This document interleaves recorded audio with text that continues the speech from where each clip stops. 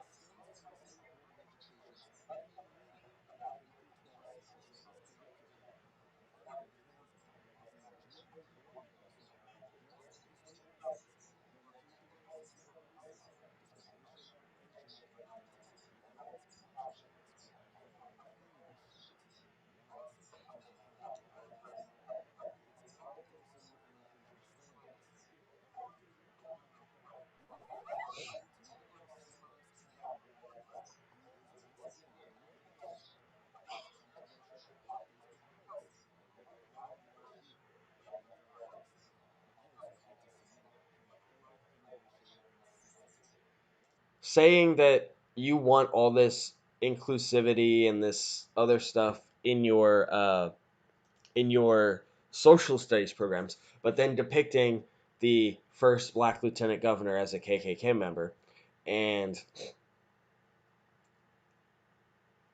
because his views don't reflect yours, you're going to call him problematic.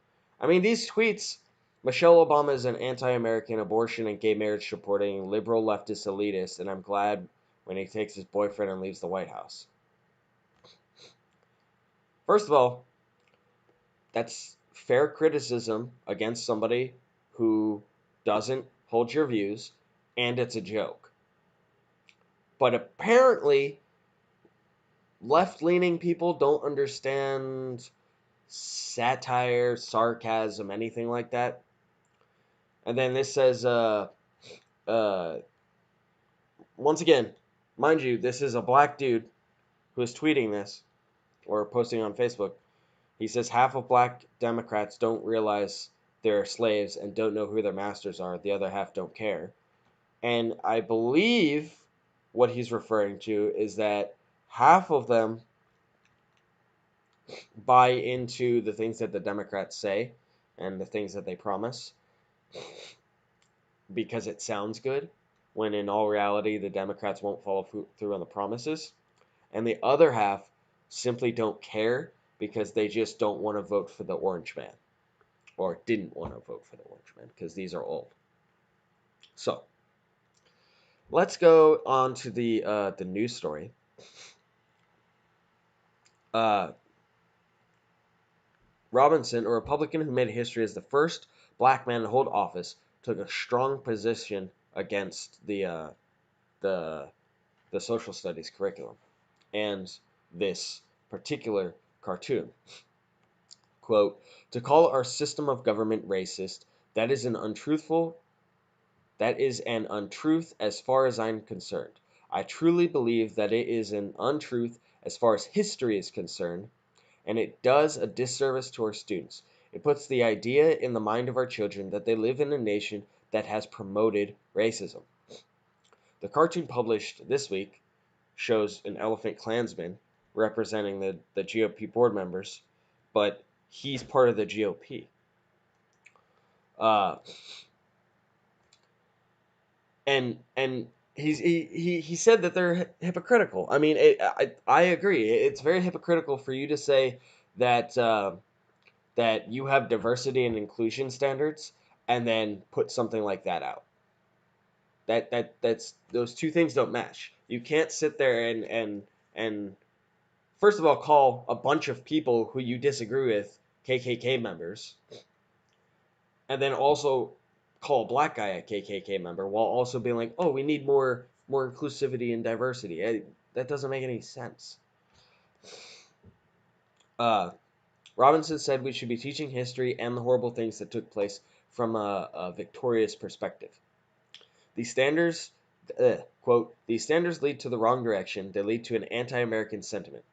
If we want to teach children to embrace a system, tell them to embrace a system that ended slavery, that ended Jim Crow, and gave women the right to vote. Yes, thank you. The United States was, okay, I have to get technical here. Technically, Great Britain was the first country, the first Western country to end slavery, but the United States was the first nation to end and implement the ending of slavery. Because the British Empire was very large, so all of their colonies, it took longer for them to stop slavery than it did for the entirety of the United States. So technically, we were the first to completely abolish slavery. We were not the first to declare that we were going to do it, we were just the first ones that actually accomplished it. Now, I said ended slavery, not ended racism, because there was still Jim Crow, and that was terrible. But that's also over now. And with the Civil Rights Act of I believe it was 1968. Um, since then, everybody's been the same under the law. What people fail to realize is a lot of people say that there's still people alive today that grew up under Jim Crow, and yes, I agree, there are, but to say that it's not a long time between where we were then and where we are now, just simply because there are still people alive, that's kind of disingenuous, in my opinion, because 66 years is actually like 3 generations, if you think about it. I mean, Because theoretically, every 20 years is a new generation. So 60, 66 years or so, 66, 70 years, that's roughly 3 generations. So we are 3 generations removed from Jim Crow laws and immense amounts of racism. Do racists still exist? Yes. Is that terrible? Yes. But to say that we haven't moved on, I've seen I've seen videos where people will ask people, and it's normally white liberals who say this. They'll ask these white liberals, like, do you think that we're more racist now than we used to be? And they'll say, oh yeah, hands down. And it's like, but racist white people used to hang black people from trees and just murder them for no reason. And now most people don't care what color you are. There are a few fringe groups that throw mean words around. And you want to say that now is worse than then? I I feel like because this country has had it good for so long, people, especially in my generation or younger, have lost perspective on how things can be. Because when you think about it, we haven't gone through a world war or 2 world wars, or for that matter, really any general large conflict that impacted our lives at home. We had I think the last big conflict that impacted people at home was like Vietnam. And that was mostly because people were forced to go to Vietnam. So they were drafted. Yeah, I mean, you had, in the 90s and the 2000s, the last 20 years, we've been in Iraq and Afghanistan. But, that's been so long, and most people volunteered for the military. They weren't dragged into it or anything like that, that it's not quite the same. And from my perspective, at least, I haven't seen very much when it comes down to effects here in the United States. And so I think that the privileges that we enjoy in this country, unfortunately, have pampered so many people that they're willing to accept uh, terrible ideologies like this, where terrible ideologies that lead to them thinking socialism's a good idea, them thinking that anybody who holds a different viewpoint than you must be a Nazi or a white supremacist, and I'm not quite sure how to fix it. It's a conundrum, to be sure. Um, in previous interviews, Robinson had refused to walk back the posts that they were talking about, saying he's not ashamed of them. He said, when I made those posts as a private citizen, I was speaking directly to issues that I'm passionate about. But as a public servant, and I said this to you, as a public servant, I have to put those opinions behind me and do what's right for everyone in North Carolina. See, and that's the type of person you want. Somebody who can put their personal opinions aside and just do what's right for the people without injecting their personal opinion into it. Because it kind of like Supreme Court justices. Yeah, they probably have their own opinions, but they still have to rule on the constitutionality one way or another, and it has to be based off of the Constitution, not their opinion. So if you govern in the same way, hey, more power to you. So I don't understand why people are so upset about this. You know, what? Let me clarify that. I don't understand why people are so upset about the school board thing. I completely understand why he's pissed off about being likened to KKK members, because that's messed up. So, wow, it's not good. So, that was story number one, and story number two, of course, involves Andrew Cuomo. Like, always. Now, keep in mind, this is the Daily Caller. I believe this is a right-leaning source. So, I try to get multiple different sources. Like, this was ABC, this is the Daily Caller, and this is New York Post. Um, I try to, get sources that aren't just from right or left leaning. I try to mix them. So, So this one is from a right leaning source, but they use New York. Was it? They use New York Times uh, statistics and stuff as well, and some of the stuff. So it's kind of both, right? So you can't call me biased because I'm using two different sources that are completely polar opposites that both agree on something. Okay, so anyway, Andrew Cuomo announces indoor dining can resume despite coronavirus being worse than when he banned it. Yes, you heard that right. Uh, the hypocrisy knows no bounds. Of course, just like a couple other Democratic statesmen and governors, as soon as Trump was out of office, coronavirus is no longer dangerous, and you can do what you want. I mean, look at California. Uh, Gavin Newsom uh, changed his mind on indoor dining and stuff as well.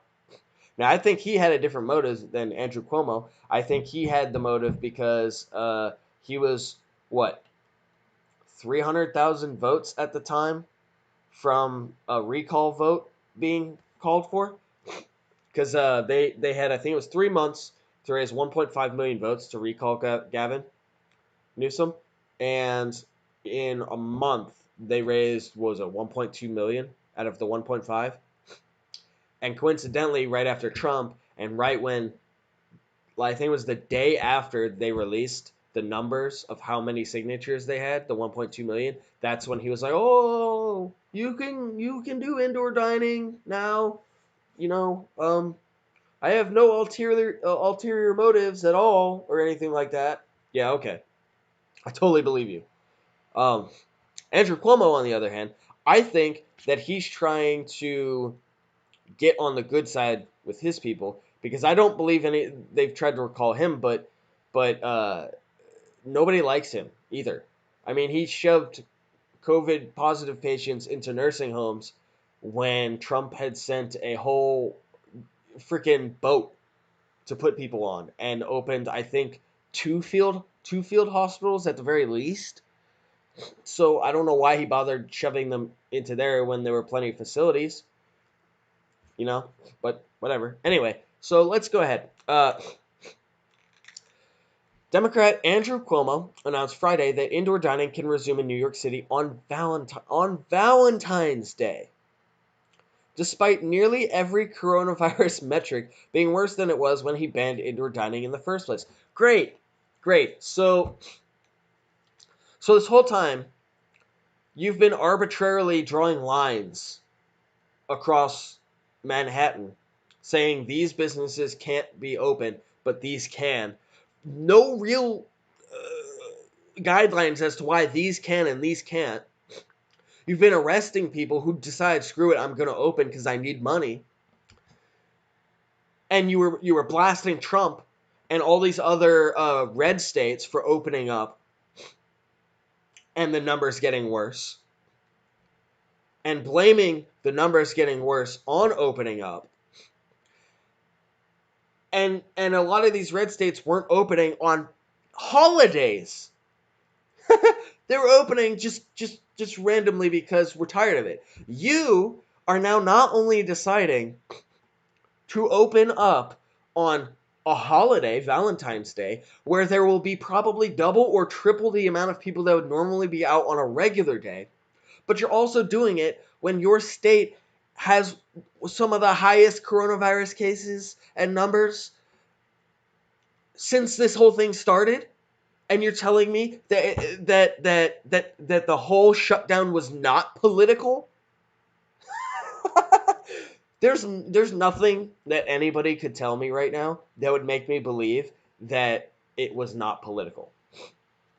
Okay, so when Cuomo announced December 11th that indoor dining would be banned in New York City, the 7-day average of coronavirus cases per 100,000 people in the city was 40.2, according to the New York Times. So the New York Times, a left-leaning publication, said that. When he announced January 29th that indoor dining could resume, that number was 66.1 to 64% higher than the average per capita case counts in December. Here's the New York Times graph. Governor Andrew Cuomo said on Friday that he could reopen. And here's the 7-day average of New York cases in December and in January. That's a 26% increase from December. And he wants to open. Please tell me how this was not political. Because in December, they were still trying to figure out who was going to be president. It looked like Biden, but it wasn't confirmed yet. But now that Biden's in, well, I guess, sure, we'll go ahead and open, right? Yeah. I don't see any reason why he would open other than saving face, it having been political in the first place, and because he's getting flack from all the other types of things that's going on in New York. Like, I'm sure some of you have seen the last video I posted where I talked about them doing the body armor ban that would affect children with the bulletproof backpacks going to school. So average hospitalizations per 100,000 people also rose from December to January. So not only are there more cases, there's also more hospitalizations, right? There's a 7-day average of 209 coronavirus hospitalizations per 100,000 people on December 11th.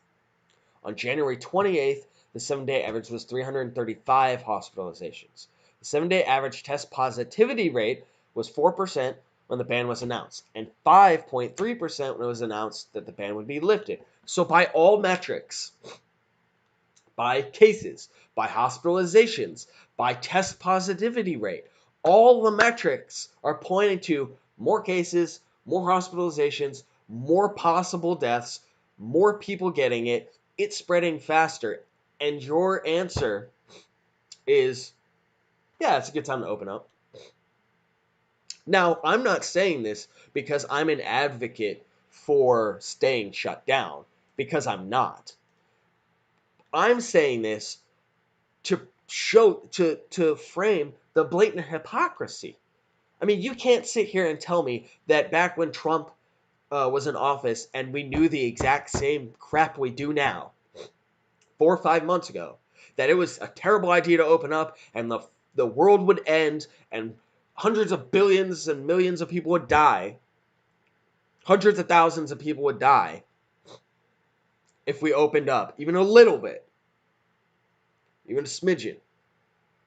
And now you're telling us, well, there's more cases, there's more hospitalizations, all the metrics are up, but it's okay. Yeah. But then again, you know what? I'm not surprised. The Democrats have been so hypocritical for years.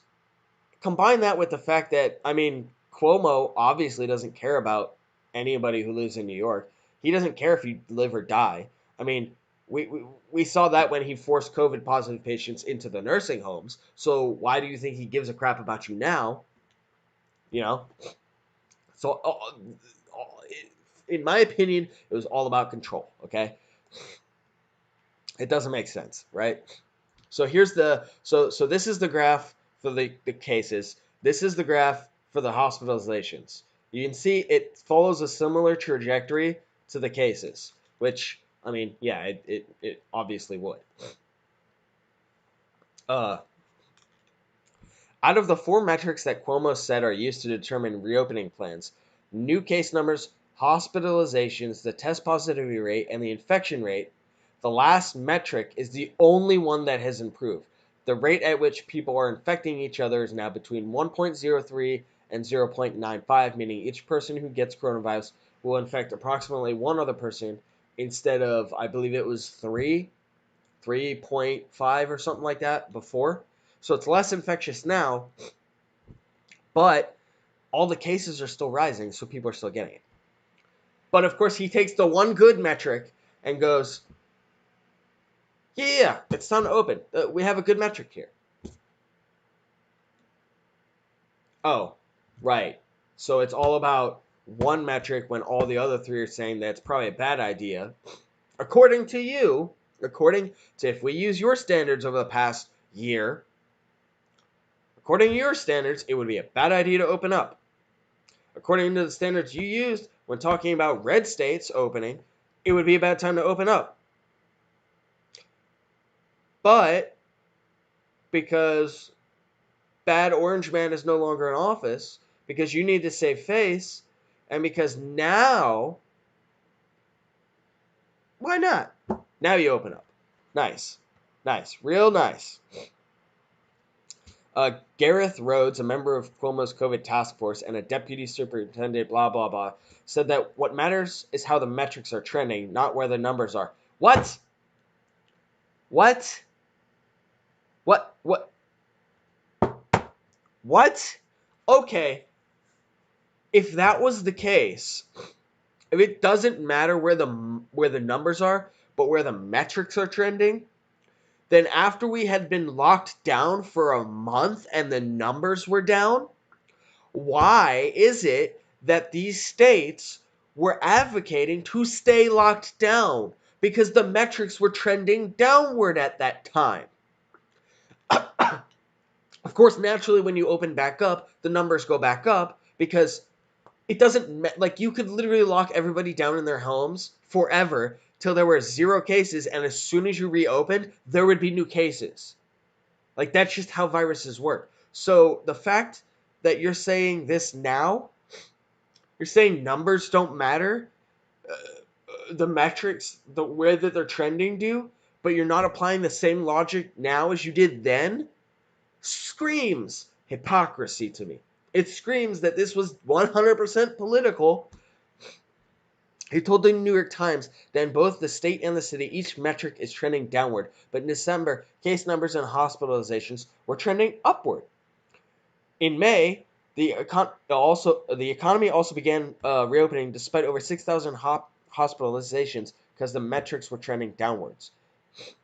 No. No. You guys didn't open stuff back up. You were giving people tickets for going to the beach. Like, what? I mean, I saw a video where there was a married couple sitting on a bench and a police officer told them to separate, and they told him, we are married, we live together, and he said separate or I'm going to give you a court summons and a fine. And you want me to believe that you guys were opening up back then? No. There's no way you can get somebody to believe that. I got a buddy who lives in New York, and he tells me, I ask him sometimes about stuff, and he says, yeah, it's a ghost town. They don't allow you outside, and yada, yada, yada, fines this, and that. He said that, yeah, the cases are bad and stuff because he works in a hospital, but you can't sit here and tell me that you guys were opening at all. No. During his press briefing Friday, Cuomo presented numbers that were not reflective of the true trend in coronavirus case positivity rates, a New York Times analyst of data shows. Cuomo displayed a chart showing the positivity rate dropping from 7.1 on January 5th to 4.9 on January 28th, but the governor picked the highest and lowest numbers from the month to show the drop rather than looking at the overall trend. So, he's lying. He's cherry-picking data to fit what he wants to do, just like they always do. They do it with this, they do it with gun statistics, they do it with violent crime, they do it with everything. They cherry pick statistics and they make it either good when it would suit them or bad when it would suit them. Cuomo, and this is according to the New York Times. This is not according to me. This is not according to a right-leaning publication. This is according to a left-leaning publication that is calling out Cuomo on him cherry-picking data. That should tell you something. Cuomo's chart showed uh, an over 30% drop in the test positivity rate, but the 7-day average, which accounts for the day-to-day fluctuations, showed that from January 5th to January 28th, positivity rates fell from 6.4 to 4.9. That's still a decrease, but it's a 17% drop rather than Cuomo's 30% drop, according to the New York Times. So yes, there was a drop, but it wasn't as big as he's trying to make it seem. And if you look at the other data, there is an upward trend of cases, of hospitalizations, and all of that. It's only the positivity rate, the rate at which it spreads, that seems to be dropping. The chart Cuomo presented during Friday's press briefing also did not label the vertical axis, which didn't begin at zero. That gives the illusion that the numbers were closer to zero than they actually were. Wow. So essentially, what they're saying is, like, if you've ever seen a chart, like a graph chart like this, normally where the x and y axis meet, that is zero, right? And it goes up from there. Well, what this is saying essentially is that it didn't start at zero. Where the x and y axis met, it started at what, like, I think probably like 15, something like that, 10, 15. So that way the drop from 30 down to 17 looked larger because it didn't include zero. So instead of the chart showing the full data, or the full range to which it could have gone and fluctuated, it was only a small portion of that to make it look better. Man, I swear to God, bro, these people, these it's the same thing with the Wall Street bets thing that I made a video on yesterday and the day before, where the media is lying. In this case, the media is actually calling him out, which, that's pretty good, New York Times. At the very least, you're somewhat being a journalist at this point, because you haven't been for the last 4 years. But of course, Orange Man bad. He's gone now, so you have to come out with something. But it's the same thing that the Wall Street bets thing was happening. They're saying that, oh, people are buying silver and nobody's buying silver, and you can verify that by just going to the subreddit and actually looking. They're saying, oh no, people are stopping with GameStop, and it's like, dude, the hype has died, but everybody is still holding their positions. Like, I'm holding my positions. You've got the hedge funds, trying to get in bed with the media, trying to push a false narrative. Just the same as these Democratic governors are when they say, oh, well, we can open up now. When does it end? Like, I don't think it ever will, simply because people keep voting for these people. And it's very sad, because when you see blatant lies like this, and this isn't even the worst lie. We're going to get to the worst lie with AOC. But this one in particular just kind of ticks me off, because I know people who have been affected by COVID and losing their jobs in other states as well as in my state. And it pisses me off. Like my state's been relatively good on keeping the economy going and being open, because I live in a red state. But I have buddies who live in New York. I have buddies that live in California. I have buddies that live in other Democratic states that tell me that either they lost their job, they're having a hard time finding a job, or they are overworked because other people were fired and they're having to pick up the slack. So it pisses me off, because you're sitting here saying that by ignoring the fact that all the cases are going up and flying in the face of what you said months ago, you're essentially telling everybody who lost their jobs that you don't matter. We never cared about you, because honestly, we could have opened up back then. You could still have your job. You could not be homeless. You could not be in debt. You could not be wanting to self-harm or do whatever or commit crimes because we didn't have to do any of this. And that is disgusting, in my opinion. I don't understand how these people keep getting voted in. I really do not. I mean, it sickens me when I see a story like this. It pisses me off. And I don't even live in these states, man. So I can only imagine how pissed off people are in the states, in the people that do live in these states. It's it I mm, it really leaves a sour taste in your mouth, you know. Um, so moving on to the last story, which is an even bigger lie. AOC gets blasted for exaggerating her trauma from Capitol riot experience. Now, some of you may have watched her video. I think she put a video out on Instagram, and some of you may have seen another video that she put out. I think a couple days ago, where she was talking about her experiences and how they relate to the whole thing and whatever. Um,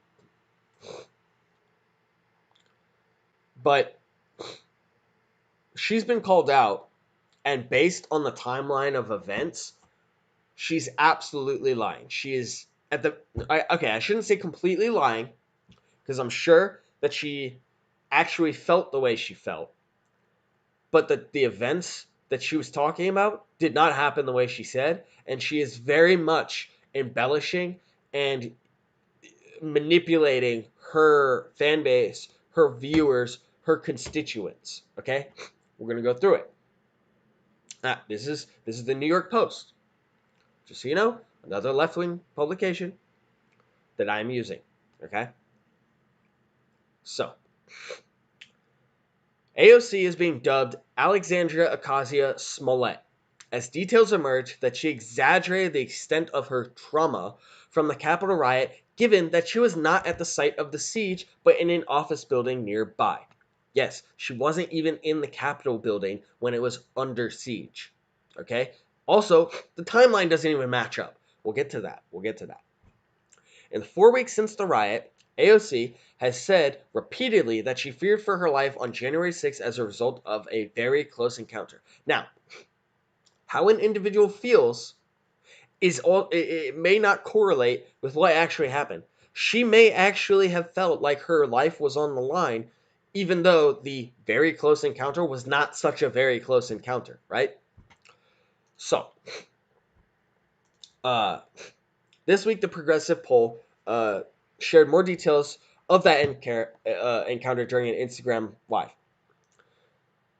She said she was in her office, which is located in the Cannon Building, when rioters stormed the Capitol. The building is part of the overall Capitol complex, but is not within the Capitol building itself. She had been barricaded in her office for hours when a man who turned out to be a Capitol police officer rushed into her office to direct her to a safe location for lawmakers. The officer, AOC said, had anger and hostility in his eyes, made her question if he was trying to put her in a vulnerable situation. Still, she chose to trust him and not pass judgment. She then became emotional, revealing that she was a sexual assault survivor, which caused her to struggle with the idea of being believed. Well, see, I don't believe you. And the reason is because you're embellishing your story now, and you're lying about your story now. So why would we believe that you're an actual sexual assault survivor? Like, if you're lying about one thing, how are we to believe you about the other thing? I mean, if she really was sexually assaulted, that is terrible. But how do we know? It's just her word, right? Okay. So moving on from that. Oh yeah, because she gave no details about the sexual assault or when it took place either. She just said, it happened, right? Okay. So after she shared her story, Representative Katie Porter, a Democrat from California, revealed that during the riot, Cortez walked into her office didn't stop to speak to her, and just began opening cabinet doors. I was like, "Can I help you? Like, what are you looking for?" And AOC said, "I'm looking for where I'm going to hide." Porter said she had tried to calm AOC down, saying that she was a mom and had plenty of supplies in the office to sustain them. She said, "I just hope I get to be a mom. I hope I don't die today." According to Porter, who works next door to Ocasio-Cortez in the Longworth office building. The problem with her story is that rioters did not storm the building in question, which was confirmed by Republican Nancy Mace, who tweeted, "My office is 2 doors down. Insurrectionists never stormed our hallway." And if you look at this map here, this is the Capitol building. These are the stairs that are in most of the videos, and they stormed this building. This is where AOC was. At the minimum, that's what 1, 2, maybe 3 football fields away? Easy. That is a long way away, and they never breached this building. So if you watched the live stream, she explicitly said she said that she heard banging on the doors, and she said that it was like 1 o'clock when this happened. Except they were still in session at 1 o'clock. How can you be in session at 1 o'clock, but also be in this building at like 1 o'clock? You can't be two places at once, AOC. The rioters didn't break into the building until after 1. So you can't say that. So the accusation began to circulate on social media, resulting in the Democratic Socialists getting dragged on multiple platforms, including her favorite, Twitter. After being called out, after being called out by conservative journalists on the platform with a map of the Capitol complex, she responded, "This isn't a fact check at all. Your arrows aren't accurate. They lie about where the mob stormed and placed them further away than it was. You also failed to convey multiple areas people were trying to storm. It wasn't one. You also failed to show the tunnels. Poor job all around."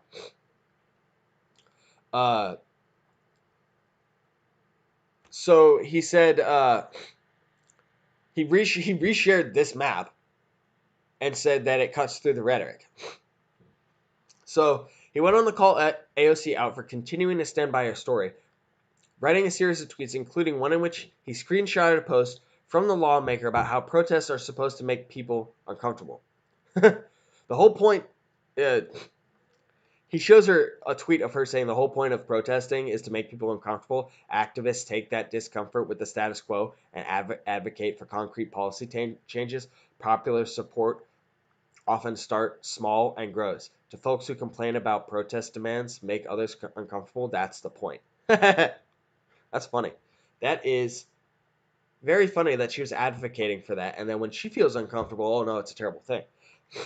Now, I'm not saying that the Capitol riot was a good thing, because it wasn't. It was bad, but I just think it's kind of funny that, she said that when people were having their businesses burned down, being very uncomfortable in the fact that their whole lives are ruined, but she is uncomfortable in a building that's not even being attacked, and she's cowering in a corner, fearing for her life. Okay. There were no rioters in Cortez's hallway. Trump voters weren't trying to kill her. Neither were other U.S. senators. Because she also said that apparently Ted Cruz, when they were talking about the whole Wall Street thing, Ted Cruz agreed with her, and she basically snapped back at him saying, "Oh well, you were one of the people that were trying to kill me and everything." And it's like, what are you talking about? What? That makes no sense. Yeah, okay. The people who run the Republican Party don't care about the people who elect them. That has long been true. Likely in graver danger than Democrats during the siege. The Congresswoman's office is connected to the Capitol Dome by an underground tunnel. It is at most a 10-minute walk. If someone breaks into your house through the kitchen and you're physically upstairs, no one thinks you're safe. Capitol Police evacuated her office building during the attack because they deemed them at significant risk. In reality, there is no actual question about whether members, particularly high-profile targets for the right, were at risk that day. This online campaign of disinformation is nothing more than an attempt for Republicans to avoid accountability for inciting a deadly riot that killed 5 people, including a police officer, and attempted to overthrow a democratic election. Okay, I'm sorry, but how many of these people do you think actually know about secret evacuation tunnels? I mean, a lot of people do now because you just said that they exist. Now, I'm sure people assumed that there were evacuation tunnels, but how many of those tunnels are guarded by regular doors? I'm willing to bet that they're probably hidden doors and stuff that block the tunnels, and they are meant for you to escape one way or the other, right? So, and in fact, I didn't they use one of these tunnels to evacuate Pence? I'm pretty sure they used one of these tunnels to evacuate Pence and other members at the same time. So her story just doesn't add up, right? So let me see. I'm trying to see if there was. So basically, the rest of this is just her and her talking about how let's see.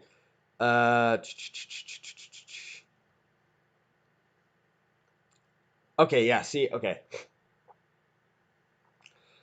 She challenged Mace's assessment that their hallway was safe from insurrectionists Thursday and slammed the lawmaker for what she called a deeply cynical and disgusting attack.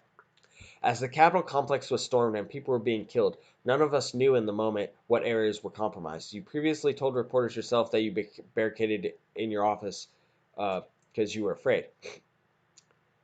Just House Democrat, she retweeted a post from Mace on the day of the riot where she shared video of the mayhem and wrote, "Just evacuated my office in Canada due to a nearby threat. Now we're seeing protesters assaulting Capitol Police. This is wrong. This is not who we are. I'm heartbroken for our nation today." This is what you were saying just a few weeks ago. Okay, so here's the thing, though. There were 2 separate evacuations, right? So there's the evacuation from the Capitol prior to the rioters breaking in to the main chambers, which is why she was over in her office. Then there was a second evacuation for a bomb threat because pipe bombs were found. From what I understand, she said in her Instagram post was that at 2 o'clock or at 1 o'clock, sorry, at like 1 o'clock she was like in her office trying to order food. But that doesn't make sense because the joint session was still being held at 1 because the rioters started marching over to the Capitol at like 12 what it was like 12:53 something like that.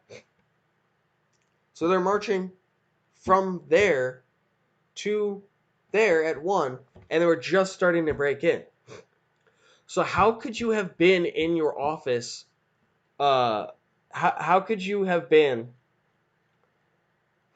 both here when they started breaking in and here, right? So 2 things don't add up. One is where she actually was and at what time. And 2, the rioters never broke into the Cannon building, just the Capitol. So how exactly is it that you're saying that you feared for your life when you weren't in the building that was being broken into? You said you were hiding in your office, which I get it,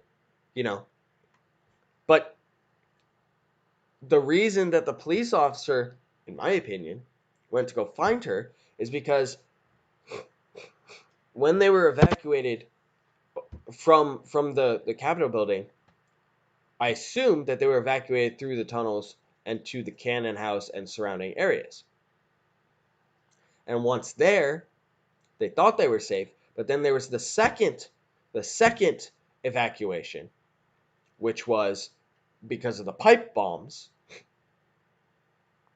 And AOC was supposed to be removed to another safe location, but instead of going to a safe location, she went back to her office. And then the police probably did like a head count or something, and then he came into her office trying to find her because she was not in the head count. So none of her story really adds up with the timeline, right? Let me actually see if I can, because uh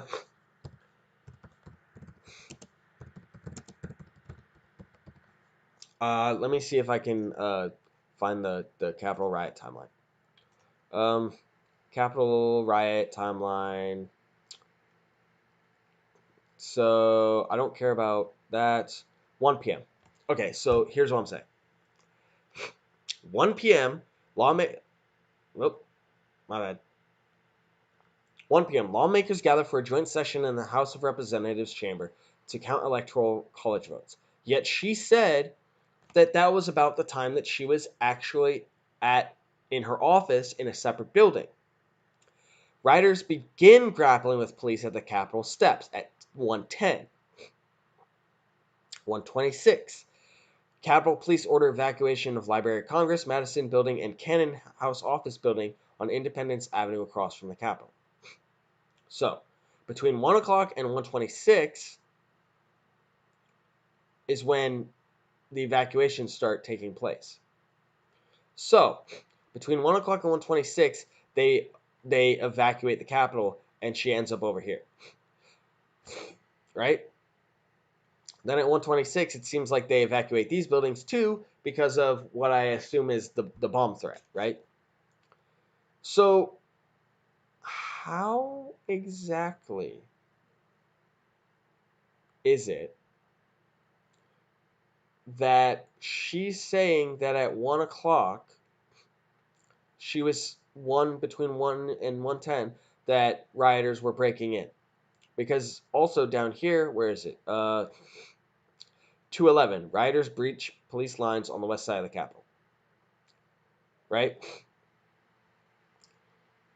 Moments later, they scale the walls. Reports say Prince has been escorted out of the Senate chamber. So, between 1 o'clock and 1:30, some people were removed from the U.S. Capitol into these buildings. And then between 1:26 and 1:40, I would, where is it? 1:46 is when they say the stuff about the pipe bomb. So between 1:26 and 1:46, so in a 20-minute period, that's when they're being let out. Now, how is it that if they're attacking the Capitol building, that she says that she hears people banging on her office door here, and she thinks that's Trump's people? Either you were in the Capitol building and you're just misremembering the time, and you evacuated to here, or you're lying. And I believe she's lying simply because she's doubled down on her position. So nothing she says makes sense. I encourage you to go watch her actual. Let me see. I wonder if it's here. I don't think so. I encourage you to go watch her stupid her actual her live stream and compare it to the timeline, and you will see that those two things don't make sense. I'm just tired. I'm so tired of the lying, the misdirection. I'm just tired of all of it. I'm annoyed by literally everything that has been going on with with just just all of it. I'm just so annoyed. I'm just so, why did I not? I didn't change the title of this video. I'll have to do that later. I'm just so annoyed with everything that's been going on in politics lately. eh, Nobody seems to be able to tell the truth. Nobody seems to be able to get their story straight about everything, and they over exaggerate everything, and it's tiring. It's so tiring. Can we please just have, like, for once, people who aren't calling everybody racist, where we actually have people that are talking about things to make a better way in this country? Because I mean, Jesus Christ, why is Joe Biden paying for abortions in other countries and laying workers off and not giving them stimulus checks, when what should be happening is we're saving our money, we're not spending it overseas, and we're helping the American people? I don't get it, man. But that's how it is. So anyway, guys, if you like this video, like and subscribe. Share this video. If you guys enjoyed it, whatever. And if you guys feel inclined to donate, you can send me money to my Cash App. It's also BioPilot17. It's at BioPilot17, because I don't make, I'm not monetized. And even if you see ads on my video, I'm not making any money from that. I'm not in the partner program. YouTube has decided that they can just monetize people's videos who don't have 1,000 subscribers and are not part of the partner program, because YouTube is greedy. So go figure. They get to make money off my original content, but I don't. So if you guys want to, that's great. It really would help me out, and it would help me, continue to make more stuff like this, and have time to edit videos and stuff like that. Anyway, guys, I really appreciate you guys, and have a fantastic evening. And I will see you. I don't know, whenever I end up being able to stream again, or